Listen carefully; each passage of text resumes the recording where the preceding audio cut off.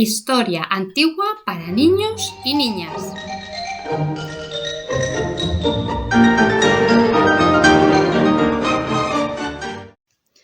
Bueno, pues hasta ahora os he contado algunos mitos. He hablado de Gea, he hablado de Cronos, de los cíclopes. Os he contado por qué los mitos en la antigua Grecia eran tan importantes. Si recordáis, os lo contaba en otros vídeos, servían para dar explicaciones a los fenómenos que eran inexplicables para griegos y romanos. Hoy os voy a explicar por qué esos mitos son importantes para nosotros, ahora, en la actualidad. Los mitos griegos eran representados en obras artísticas, en pintura, en escultura o pintados en cerámica también. Si os habéis fijado en los vídeos anteriores, la mayoría de las imágenes que os he puesto son de obras artísticas importantes. Para nosotros es importante conocer los mitos para poder entender lo que vemos representado en una obra de la antigüedad. Además, los mitos fueron tan importantes e interesaron tanto a los artistas, pintores, escultores, que siguieron representándolos a lo largo de toda la historia. Aún hoy se siguen representando estos mitos, aunque sean en las películas o en los cómics, por ejemplo. Así que es muy importante conocer los mitos para poder entender muchísimas de las obras de arte que hay en nuestros museos.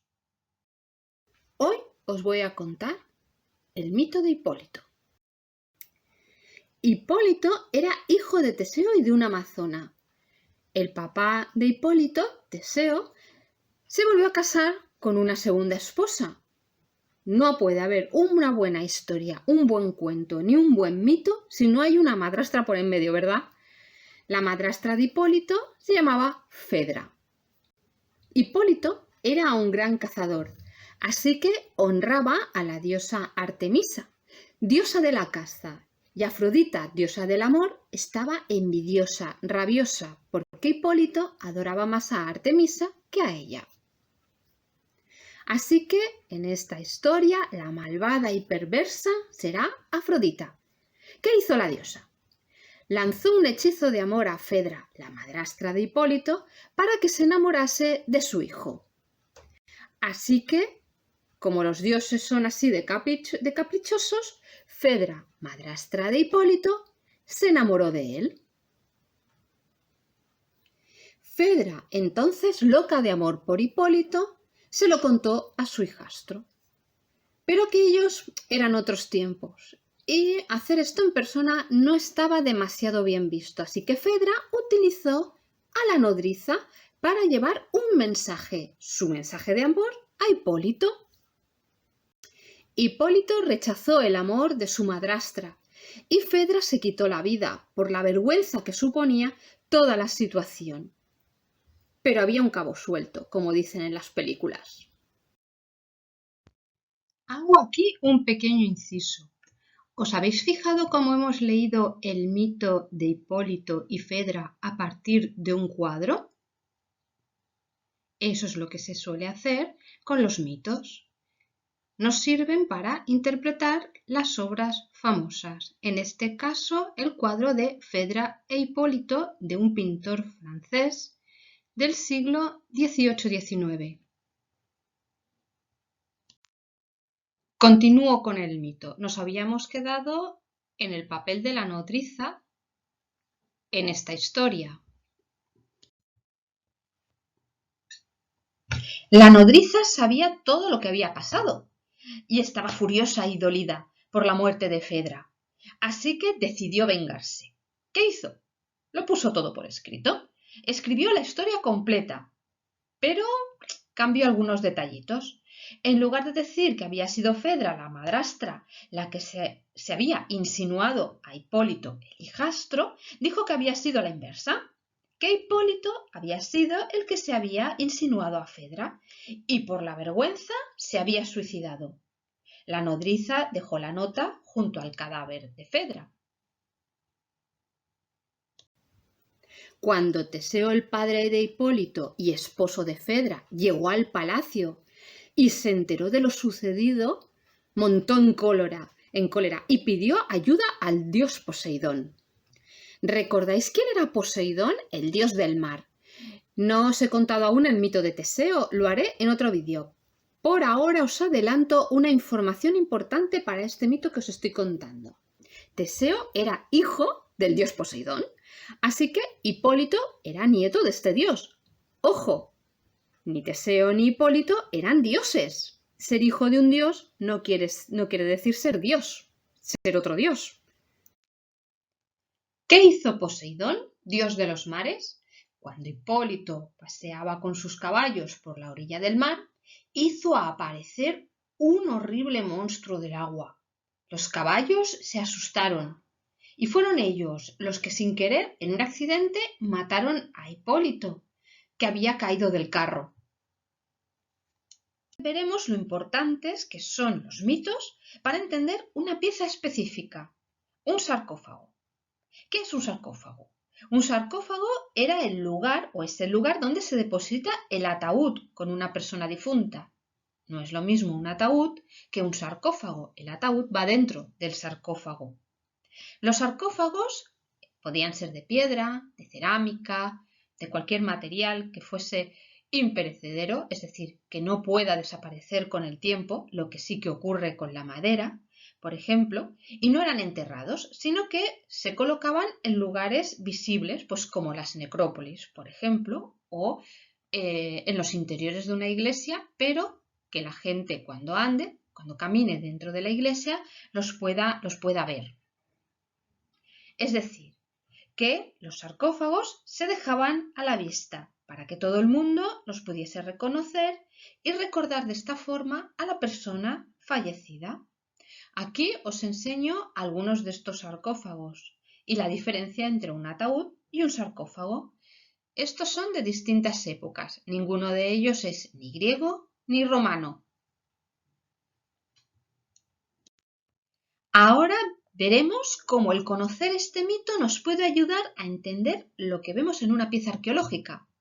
Aquí os traigo el sarcófago de Hipólito, que se encuentra en la Torre del Pretorio, en la ciudad de Tarragona, y podéis verla en persona, porque está abierta al público.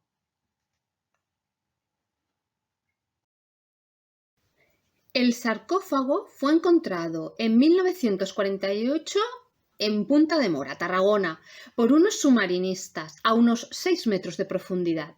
Se trata de una pieza de unos 2 metros por 1,10 por 1,13 y está fechado aproximadamente hacia el siglo III después de Cristo y realizado en mármol procedente de Grecia. Mármol helénico es como se llama. La lectura del mito de este sarcófago hay que comenzarla por aquí. Esta es la primera parte. Hipólito ha llegado de su partida de caza. ¿Qué estamos viendo?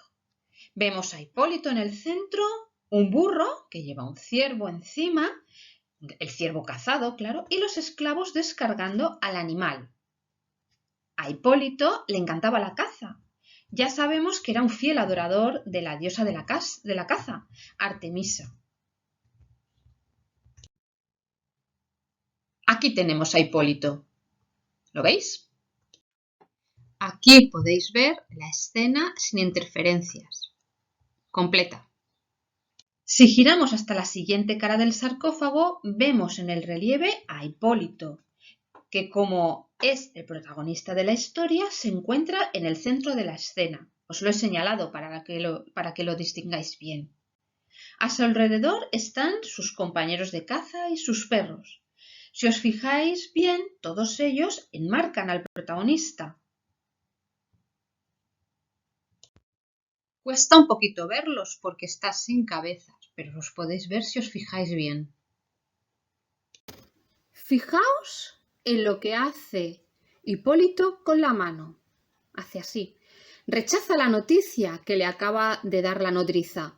Esa noticia es la de amor que siente Fedra por él. De nuevo la escena. Poseidón, ¿veis que lleva el tridente? Tras la súplica de Teseo, da muerte a Hipólito. Este cae del carro, frente a los caballos desbocados. La figura femenina que aparece a la izquierda podría ser Afrodita, culpable de toda la tragedia.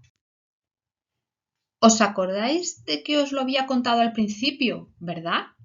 Aquí Afrodita aparece como espectadora, sentada, disfrutando de todo el espectáculo.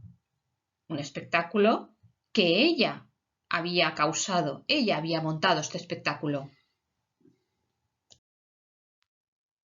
La escena completa.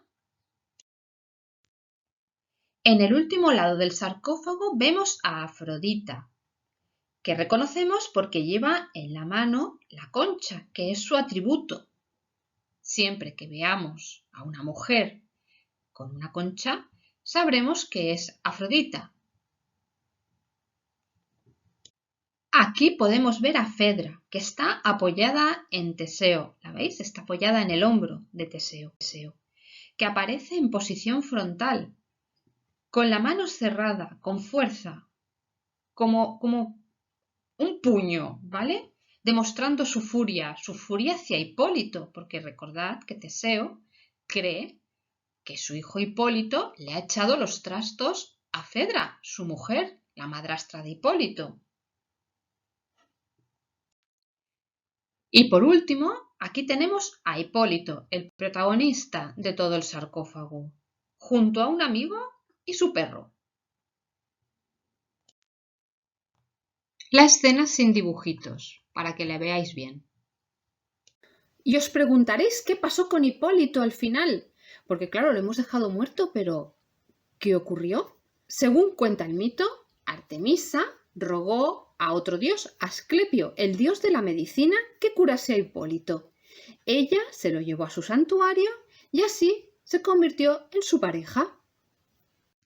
Y ahora sí, vivieron felices y comieron perdices. Hasta el próximo vídeo.